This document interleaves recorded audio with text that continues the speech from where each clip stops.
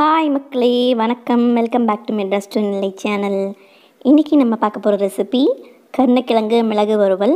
இந்த மாதிரி ஒரு மசாலா காம்பினேஷனோட இதுக்கு முன்னாடி கண்டிப்பாக நீங்கள் கருணைக்கிழங்கு வறுவல் பண்ணியிருக்க மாட்டீங்க. வாங்க இது எப்படி செய்கிறதுன்னு பார்க்கலாம். நல்ல ஒரு அடிகனமான கடாயோ இல்லை பேனோ எடுத்துக்கலாம். பேனில் 3-4 டேபிள் ஸ்பூன் எண்ணெய் ஊற்றிருக்கேன். தேங்காய் எண்ணெய் ஊற்றிக்கோங்க, அப்போ தான் நல்லா வாசனையாக இருக்கும். அதில் 1 டீஸ்பூன் கடுகு சேர்த்துருக்கேன். கடுகு பொரிஞ்ச உடனே கருவேப்பிலை சேர்த்துக்கலாம். கருவேப்பிலை பொரிஞ்சிருச்சு. இப்போ வெட்டி வச்சுக்கிற கருணைக்கிழங்கை சேர்த்துக்கலாம். கருணைக்கிழங்கை துண்டு துண்டாக விட்டுட்டு ஒரு தண்ணி அலசிடுங்க. 2வது துணியில் புளி கொஞ்சம் கரைச்சி விட்டு அதில் போட்டு வைங்க.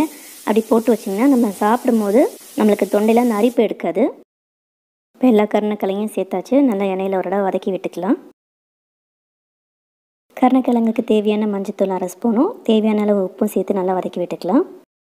உப்பு மஞ்சத்தூளும் சேர்த்து வதக்கி விட்டாச்சு. இது சிம்லேயே வதங்கிட்டு இருக்கட்டும். அதுக்குள்ளே நம்ம மிளகு மசாலாவை அரைச்சி எடுத்துகிட்டு வந்துடலாம். இந்த மிளகு மசாலாக்கு என்னெல்லாம் போட்டு அரைக்கணும்னு பார்த்துடலாம் வாங்க. 1 டேபிள் ஸ்பூன் மிளகு, 1 டீஸ்பூன் சீரகத்தூள், 6-7 பல் பூண்டு, கொஞ்சம் கருவேப்பிலை.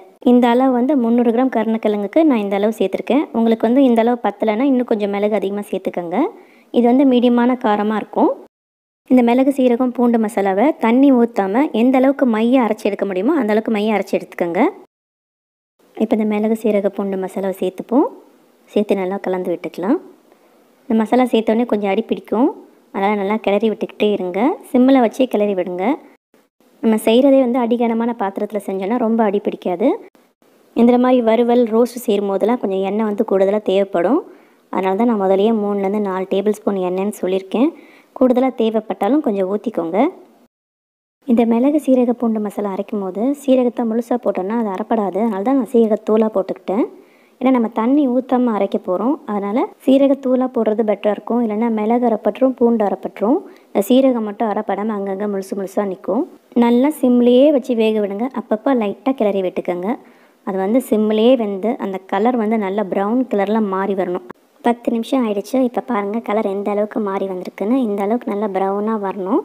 மசாலாலாம் நல்லா வெந்து அந்த கருணைக்கிழங்கு நல்லா வறுப்பட்டு முறுமுறுன்னு ஆயிடுச்சு. நம்மளுக்கு கலந்து விடும்போதே தெரியும். அந்த ஒவ்வொரு கருணைக்கிழங்கு பீஸும் அந்த மசாலாவில் கோட்டாகி நல்லா சுருள முருகலாக வெந்திருக்கிறது தெரியும். கருணைக்கிழங்கு மிளகு வறுவல் ரெடி ஆயிடுச்சு. இப்போ சர்விங் பவுலுக்கு மாற்றிக்கலாம். இந்த கருணைக்கிழங்கு மிளகு வறுவல் பச்சை மிளகாய் கிள்ளி போட்ட சாம்பாருக்கு இல்லை தயிர் சாதத்துக்கு தொட்டுட்டு சாப்பிட்றதுக்கு சூப்பராக இருக்கும். வெறும் ரசம் சாதத்துக்கு தொட்டுட்டு சாப்பிட்றதுக்கும் சூப்பராக இருக்கும். ஒரு ஸ்நாக் மாதிரி சும்மாவே சாப்பிட்றா நல்லா சூடாக சாப்பிடும்போது நல்லா மொறுமொறுன்னு இருக்கும். இதை விடவும் இன்னும் முருகலாக இன்னும் கிறிஸ்பியாக வேணுன்னா கூட 1 ஸ்பூன் அரிசி மாவு சேர்த்து நல்லா சுருள வதக்கிக்கோங்க. நல்லா கிறிஸ்பியாக கிடைக்கும். ஆனால் அரிசி மாவு சேர்த்தா காரமும் உப்பு கொஞ்சம் கம்மியாயிரும். அதுக்கேற்ற அளவுக்கு மிளகு தூளும் உப்பும் கூடுதலாக சேர்த்துக்கோங்க.